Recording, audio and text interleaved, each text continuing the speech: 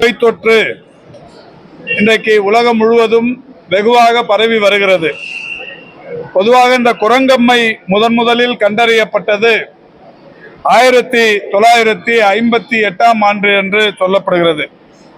அந்த வகையில் 58ஆம் ஆண்டு தொடங்கப்பட்ட இந்த குரங்கம்மை நோய் முதலில் கண்டறியப்பட்டது ஆப்பிரிக்க நாடுகளிலே இருக்கிற வனப்பகுதிகளில்தான் அங்கே இருக்கிற குரங்குகளிடமிருந்து பரவியதாக சொல்லப்படுகிறது.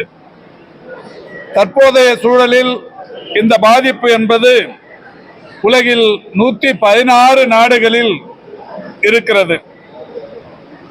குறிப்பாக ஆப்பிரிக்காவில் உள்ள காங்கோ நாட்டில்தான் இது முதலில் பரவ தொடங்கி தற்போது அமெரிக்கா, ஐரோப்பிய நாடுகள், சீனா, ஸ்பெயின், தாய்லாந்து போன்ற பல்வேறு நாடுகளிலும் இதனுடைய பாதிப்புகள் அதிகரிக்க தொடங்கி இருக்கிறது.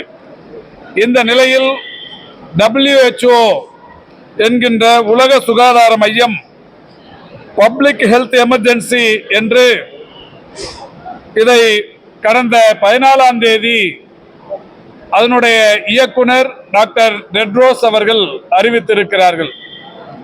எனவே உலகம் முழுவதும் இது ஒரு பொதுமக்களுக்கான அவசர நிலை என்கின்ற வகையில் இந்த செய்தி அறிவிக்கப்பட்டிருக்கிறது.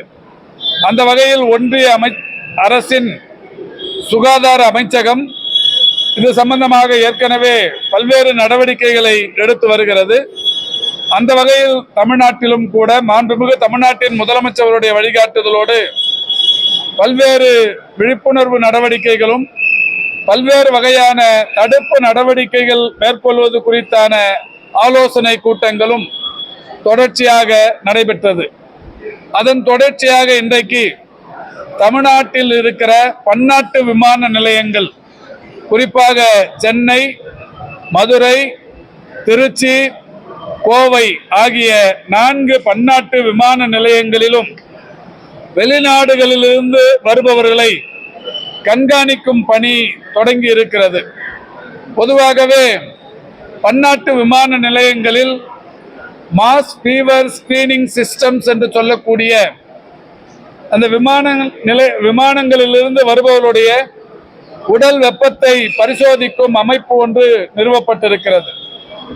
கொரோனா பேரிடர் காலத்திலிருந்து அது இன்றைக்கு விமான நிலையங்களில் பயன்பாட்டில் இருக்கிறது.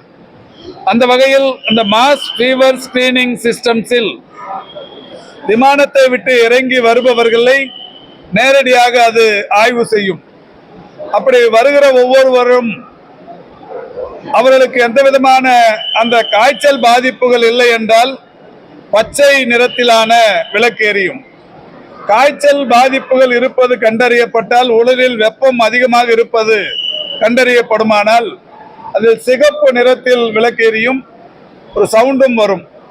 எனவே இங்கே முழு நேரமும் பணியில் இருக்கிற மருத்துவர்கள் மற்றும் மருத்துவம் சார்ந்த களப்பணியாளர்கள் அவர்களை அடையாளம் கண்டு அவர்களை உடனடியாக இங்கே விமான நிலையத்திலேயே ஒரு ஐசோலேஷன் தனிமைப்படுத்தப்பட்ட அறை ஒன்றை வைத்திருக்கிறார்கள். அங்கே வைத்து அவர்களுக்கான முதலுதவி வழங்கப்படும். வழங்கி முடித்தவுடன் அவர்களை மருத்துவமனைகளுக்கு அனுப்புவார்கள். குறிப்பாக சென்னையை பொறுத்தவரை ராஜீவ்காந்தி அரசு பொது மருத்துவமனையில் 10 படுக்கைகளுடன் கூடிய ஒரு தனி வார்டு ஒன்று ஏற்படுத்தப்பட்டிருக்கிறது. அதேபோல் கோயம்புத்தூரை பொறுத்தவரை கோவை அரசு மருத்துவக் கல்லூரி மருத்துவமனையில் 10 படுக்கைகளுடன் கூடிய ஒரு வார்டு இன்றைக்கு புதிதாக அமைக்கப்பட்டிருக்கிறது. திருச்சியை பொறுத்தவரை திருச்சி அரசு கலைக்கல்லூரி கியாபே விஸ்வநாதம் பெயரால் இருக்கிற அரசு மருத்துவக் கல்லூரி மருத்துவமனையில் 10 படுக்கைகளுடன் கூடிய வார்டு ஒன்று அங்கே அமைக்கப்பட்டிருக்கிறது. மதுரையிலும் ராஜாஜி அரசு மருத்துவக் கல்லூரி மருத்துவமனையில் 10 படுக்கைகளுடன் கூடிய வார்டு ஒன்று பிரத்யேகமாக அமைக்கப்பட்டிருக்கிறது. ஆக சென்னை, மதுரை, கோவை, திருச்சி ஆகிய 4 நகரங்களிலும் இருக்கிற பன்னாட்டு விமான நிலையங்களை ஒட்டி இருக்கிற அரசு மருத்துவக் கல்லூரி மருத்துவமனைகளில் குரங்கு அம்மைக்காக பிரத்யேகமான வார்டுகள் இன்றைக்கு 10 படுக்கைகளுடன் கூடிய வார்டுகள் இன்றைக்கு தயார் நிலையில் இருக்கிறது. இது அறிவிக்கப்பட்ட நாள் முதல், அதாவது 14/8/2024 அன்றுதான் உலகம் முழுவதும் ஒரு அவசர பிரகடனம் என்கின்ற வகையில் WHO சார்பில் அறிவிக்கப்பட்டது. அந்நாள் முதல் இதுவரை ஒருவருக்கும் கூட தமிழகத்தில் இந்த பாதிப்பு இருப்பது கண்டறியப்படவில்லை. அப்படி கண்டறியப்பட்டால் உடனடியாக அவர்களை தனிமைப்படுத்தி, எப்படி கொரோனா காலத்தில் அவர்களுக்கு சிகிச்சை அளிக்கிற மருத்துவர்களுக்கும் மருத்துவ செவிலியர்களுக்கும் பாதுகாப்பு கவச உடைகளை அணிந்து அவர்களை பரிசோதித்தார்களோ, அவர்களுக்கு சிகிச்சை அளித்தார்களோ, அதேபோல் சிகிச்சை அளிப்பதற்குரிய நடவடிக்கைகள் மேற்கொள்ளப்பட்டிருக்கிறது.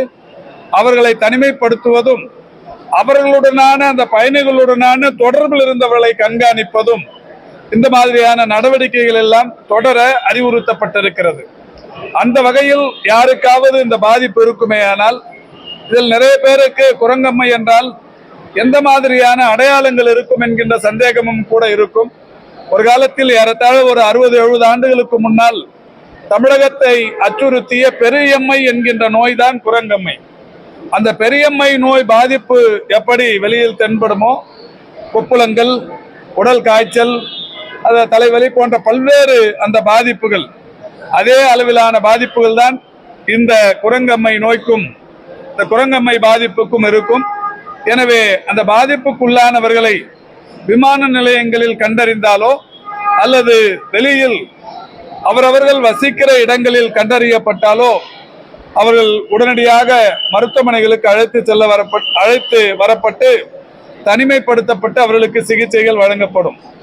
இதில் தமிழகத்தை சேர்ந்த பொதுமக்களுக்கு விடுக்கிற அன்பு வேண்டுகோள், யாராவது அந்த மாதிரி விமானத்தில் வந்தவர்களோ அல்லது அவர்களுடனான தொடர்பு இருந்தவர்களோ யாருக்காவது இந்த மாதிரியான பாதிப்புகளை நீங்கள் வீடுகளில் கண்டறிந்தால் உடனடியாக மருத்துவமனையில் மருத்துவர்களை, குறிப்பாக அரசு மருத்துவமனைகளை அணுகி அதற்கான சிகிச்சைகளை பெற்றுக்கொள்ள வேண்டும் என்று கேட்டுக்கொள்கிறோம்.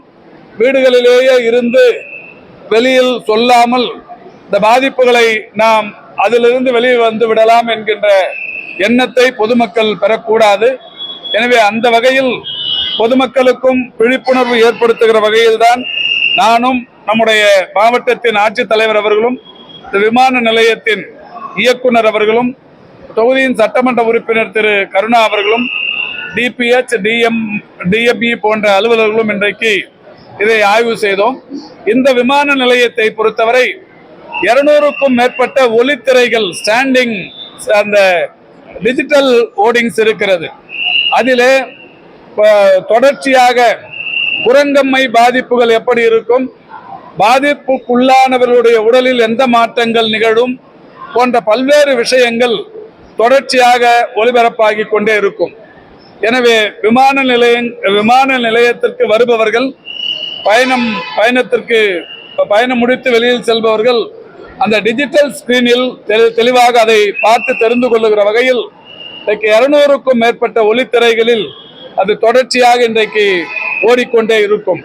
அந்த வகையில் விரிவான ஏற்பாடுகளை ஒன்றிய அரசின் நம்முடைய விமானத்துறையும் நம்முடைய செங்கல்பட்டு மாவட்ட ஆட்சி நிர்வாகமும் மக்கள் நல்வாழ்வுத்துறையும் ஒருங்கிணைந்து செய்திருக்கிறது.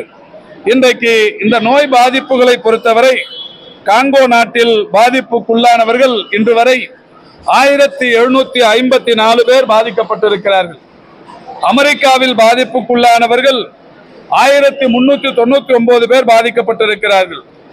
சீனாவில் பாதிப்புக்குள்ளானவர்கள் 333 பேர், ஸ்பெயினில் பாதிக்கப்பட்டிருப்பவர்கள் 332, தாய்லாந்தில் 120, பக்கத்தில் இருக்கிற பாகிஸ்தானில் கூட ஒருவருக்கு பாதிப்பு இருப்பதாக கண்டறியப்பட்டிருக்கிறது. எனவே இந்த பாதிப்புகள் பரவலாக உலகம் முழுவதும் வந்து கொண்டிருக்கின்ற காரணத்தினால் விமானங்களில் பயணிப்பவர்களையும் கப்பலில் பயணித்து வருபவர்களையும் கண்காணிப்பதற்கு மாண்புமிகு தமிழ்நாட்டின் முதலமைச்சர்கள் அறிவுறுத்தி இருக்கிற காரணத்தினால் அவர்களை கண்காணிக்கும் பணியை அரசு நிர்வாகங்கள் முடுக்கிவிட்டிருக்கிறது. ஆமா, அதற்கான மருந்துகள், அவர்களை எப்படி கையாள்வது, அவர்களுக்கு எப்படி சிகிச்சை அளிப்பது போன்ற நெறிமுறைகள் ஏற்கனவே அலுவலர்கள் சார்பில் உட்கார்ந்து பேசப்பட்டு ஒரு சிஸ்டம் வகுக்கப்பட்டிருக்கிறது.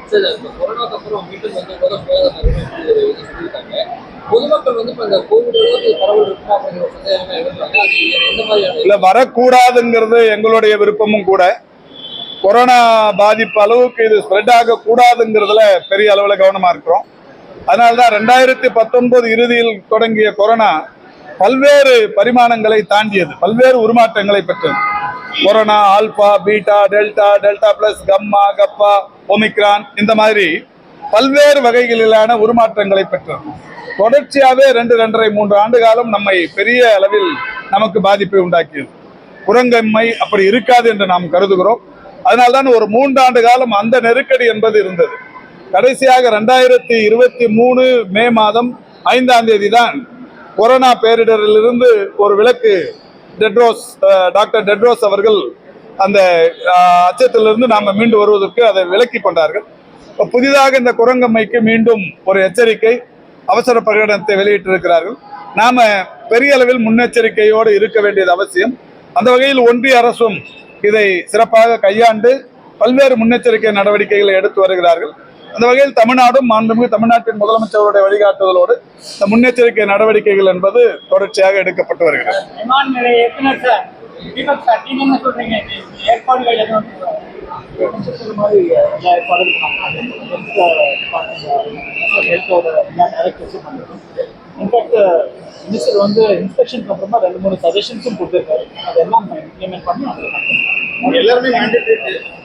ஆமா, எல்லாரும் ஏன்னா ஐரோப்பிய நாடுகளிலிருந்து நேரடி விமான சேவை என்பதை தாண்டி கனெக்டிங் பிளைட்ஸ் தான் நிறைய.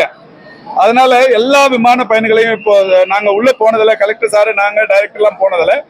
நேரடியா விமான நிலையங்களிலிருந்து வருகிற அத்துணை பயணிகளையும் அந்த மாஸ் ஃபீவர் ஸ்கிரீனிங் சிஸ்டத்துல எடுத்துட்டு வரதுக்காக இப்ப இருக்கிற இதுல இருந்து கொஞ்சம் எல்லா பயணிகளையும் ஒரு பக்கமா வர வச்சு அந்த சிஸ்டத்துல அவங்க கிட்ட போற மாதிரியான ஒரு சூழலை ஏற்படுத்த சொல்லியிருக்கிறோம். அவர் இமிடியேட்டா பண்றதுக்கு உத்தரவிட்டிருக்கிறார்.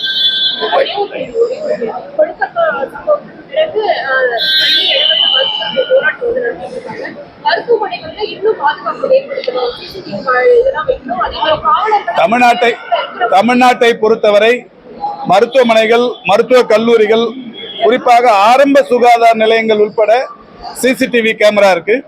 யூஜி, பிஜி இந்த ஸ்டூடெண்ட்ஸோட பணிச்சுமைகள், அவருடைய வேலை, இந்த மாதிரியான விஷயங்கள் தொடர்ச்சியா அரசின் சார்பில் கண்காணிக்கப்படுகிறது. நான் பொறுப்பேற்றதற்கு பிறகு இந்த 3 வருடங்களிலேயே ஏறத்தாழ 7-8 முறை கல்லூரி முதல்வர்களுடனான கூட்டத்தை நேரடியாகவும் காணொலி வாயிலாகவும் நடத்தி தொடர் அறிவுரைகளை தந்து கொண்டிருக்கிறோம். எனவே தமிழ்நாட்டில் அந்த மாதிரியான பாதிப்பு எப்போதும் இருக்காது, பாதுகாப்பாக இருக்கிறோம்.